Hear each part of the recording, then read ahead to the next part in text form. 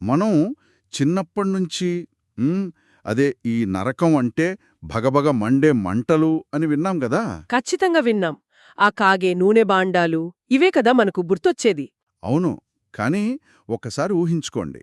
రాత్రి 3ంటికి అకస్మాత్తుగా మెలకువ వచ్చి మనం చేసిన ఒక పొరపాటో లేదా చెప్పిన అబద్ధమో గుర్తొచ్చి కడుపులో ఒక రకమైన ఆందోళన మొదలవుతుంది చూశారా? అవును. అదొక భయంకరమైన ఫీలింగ్ కదా. ఎవరికీ చెప్పుకోలేని ఒక మానసిక క్షోభ అది.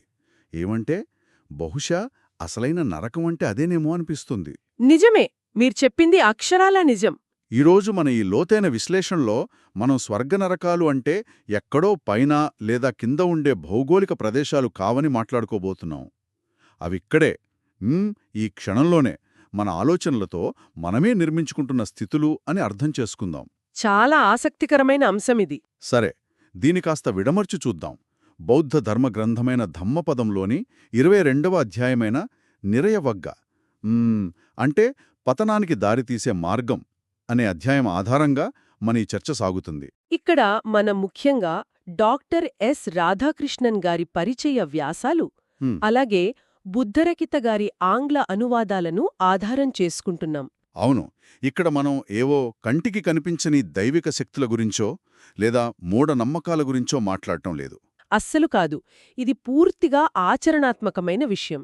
అంటే ప్రాక్టికల్గా మన రోజువారీ నిర్ణయాలు, ఆఫీసులో మనం చేసే పనులు, మన బంధాల్లో వ్యవహరించే తీరు మనల్ని అంతర్గతంగా ఎలా కిందకు లాగుతాయో మాట్లాడుకోబోతున్నాం. ఈ గ్రంథం గొప్పతనమే అది. సరే, అసలు పతనానికి దారితీసే తప్పుల గురించి మాట్లాడే ముందు హ్మ్. ఈ గ్రంథం దుర్భర స్థితి లేదా నరకం అని దేనినంటుందో అర్థం చేసుకోవాలి కదా. అవును. రాధాకృష్ణన్ గారి విశ్లేషణ చూస్తే ఒక ఆశ్చర్యకరమైన విషయం బయటపడుతుంది. అనంతమైన కాలం పాటు ఉండే నరకం. హ్మ్, అంటే ఒక్కసారి తప్పు చేస్తే శాశ్వతంగా కాలిపోయే శిక్ష అనే భావన బౌద్ధధర్మంలో ఎక్కడా లేదు. ఓహో, అంటే ఎప్పటికీ ఉండే శిక్షలాంటిదుండదా? అస్సలు ఉండదు. ఒక మనిషి చేసే స్వార్థపూరితమైన, ద్వేషపూరితమైన చర్యలే అతన్ని పతనం చేస్తాయి. అంటే పైనుండి ఏ దేవుడూ వచ్చి శిక్షించడు.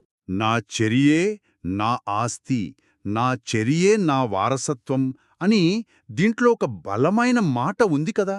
ఖచ్చితంగా. నా చర్యే నాకు ఆశ్రయమని కూడా అంటారు. ప్రతి చర్యకు ఒక కారణం, ఒక ప్రభావం అంటే కాజ్ అండ్ ఎఫెక్ట్ ఉంటుంది అని ఈ పత్రాలు చెబుతున్నాయి. ఇది వింటుంటే ఒక ఖచ్చితమైన యూనివర్సల్ అకౌంటింగ్ సిస్టంలా అనిపిస్తోంది నాకు. అవును, అలానే అనుకోవచ్చు. ఒక బ్యాలెన్స్ షీట్లాగా. అంటే పైన దేవుడు కూర్చుని శిక్షలు విధించడం ఉండదు.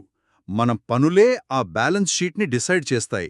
కానీ ఇక్కడ నాకు ఒక బలమైన ప్రశ్న వస్తుంది. అడగండి. అంటే ఒక దైవిక శక్తి మనల్ని శిక్షించకపోతే మనమే ఒక నరకాన్ని సృష్టించుకుంటున్నామా? పైగా ఎవరైనా కష్టాల్లో ఉంటే అంతా వాళ్ల కర్మ, వాళ్ళు చేసుకున్నదే అనుభవిస్తున్నారు అని బాధల్లో ఉన్న వాళ్ళని నిందించే ప్రమాదం కూడా ఉంది కదా ఇక్కడ. ఈ సందేహం రావడం చాలా సహజం. కాని దీన్ని మనం కాస్త విస్తృత కోణంలో చూడాలి. 15వ శ్లోకం ప్రకారం పాపాలు చేసే వ్యక్తి ఇక్కడా విలపిస్తాడు, భవిష్యత్తులోనూ విలపిస్తాడు అని ఉంటుంది. అంటే భౌతికమైన ప్రమాదాల గురించి కాకుండా లోలోపల బాధపడటం అన్నమాట. కరెక్ట్. బయట జరిగే ప్రతి సంఘటనకు మనమే కారణం కాకపోవచ్చు, కానీ ఆ సంఘటనకు మనం ఎలా స్పందిస్తున్నాం, హ్మ్, ఇతరులకు హాని చెయ్యాలనే ఉద్దేశంతో ఉన్నామా అనేదే మన నరకానికి కారణం. Okay, clear. రాధాకృష్ణన్ గారు వివరిస్తున్నట్లుగా నైతిక బాధ్యతను వదిలేయడం వల్ల మన మనసుకు పట్టే ఒక ఆధ్యాత్మిక రోగమే ఈ నరకం.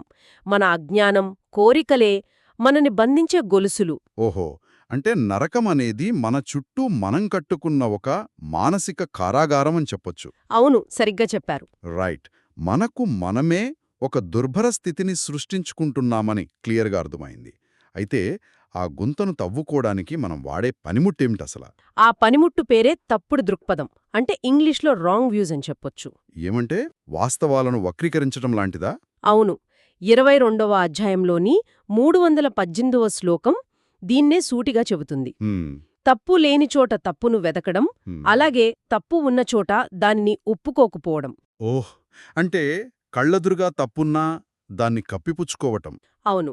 ఇటువంటి తప్పుడు దృక్పథాలు ఉన్నవారు ఆ ఆ దుర్భర స్థితికి చేరుకుంటారు అని గ్రంథం స్పష్టంగా చెబుతోంది. మరి సరైన దారేమిటి? 319వ శ్లోకం ప్రకారం తప్పును తప్పుగా, ఉమ్, ఒప్పును ఒప్పుగా, ఎటువంటి ఈగో లేకుండా గుర్తించే సరైన దృక్పథం ఎవ్వరికైతే ఉంటుందో వారు సంతోషకరమైన స్థితికి చేరుకుంటారు.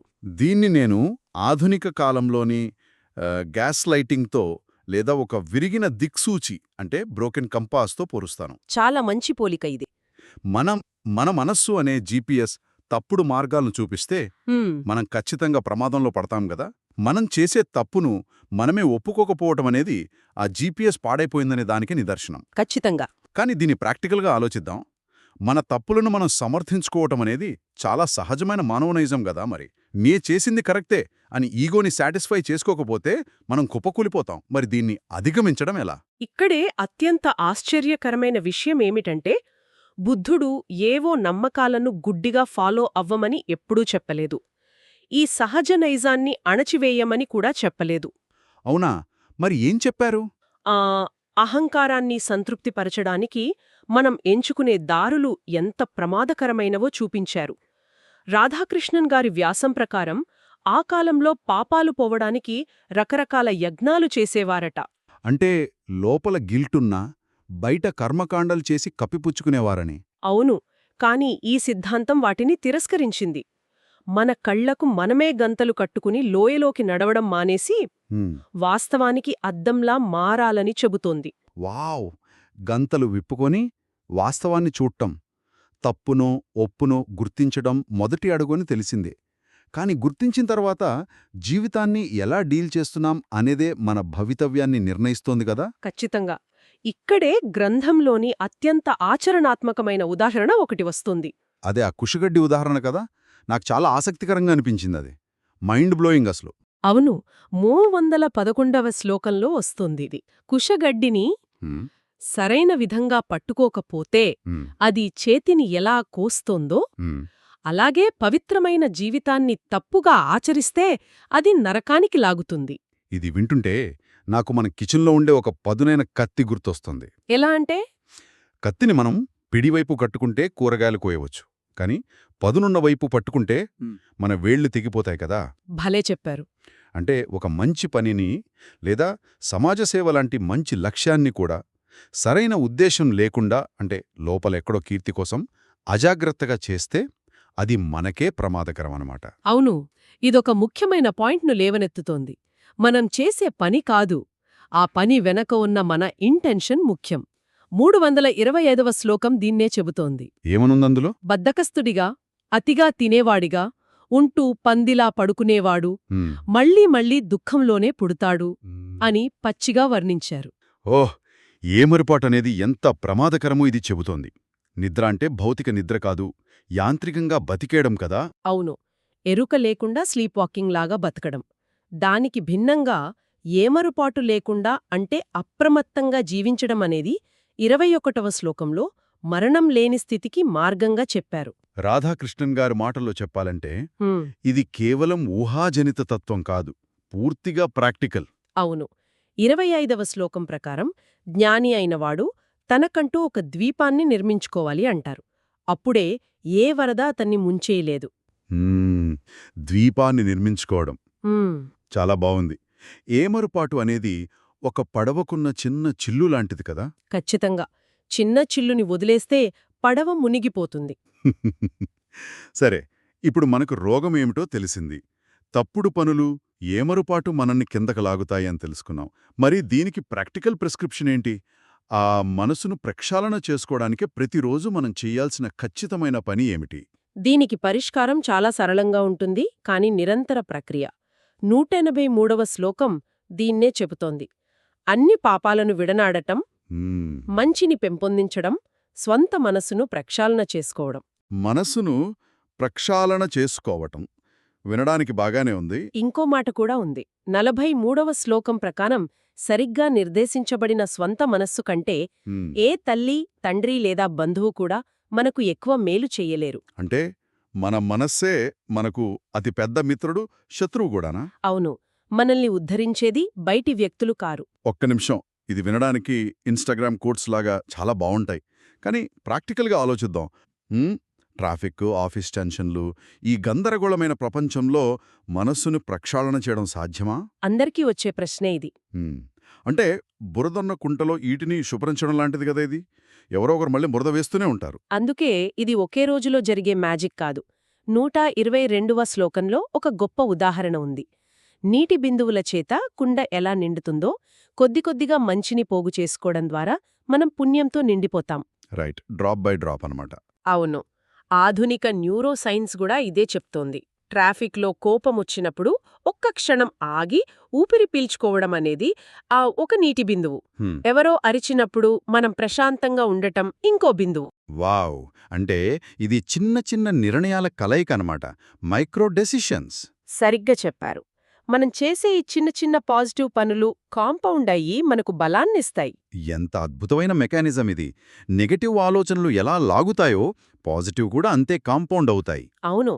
రాధాకృష్ణన్ వ్యాసంలో ఒక ముఖ్యాంశముంది. బుద్ధుడు తన బోధనలను కూడా గుడ్డిగా నమ్మవొద్దని చెప్పారు.